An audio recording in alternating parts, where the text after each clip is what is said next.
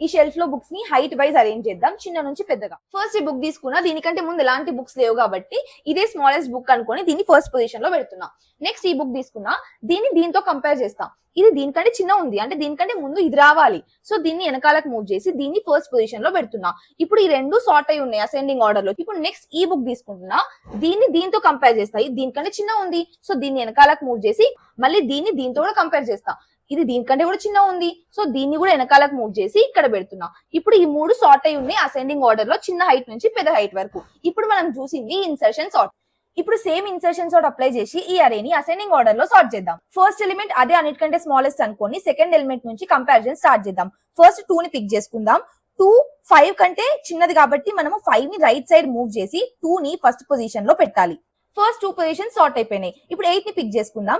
8 5 కంటే పెద్దది, సో అది కరెక్ట్ పొజిషన్ లోనే ఉంది, అది ఎక్కడ ఉందో అక్కడే ఉంచుదాం. ఇప్పుడు 1 పిక్ చేసుకుందాం. 1 ని 8 కంటే చిన్నది కాబట్టి 8 ని రైట్ సైడ్ మూవ్ చేయాలి. 1 5 కంటే కూడా చిన్నది, సో 5 ని కూడా రైట్ సైడ్ మూవ్ చేయాలి.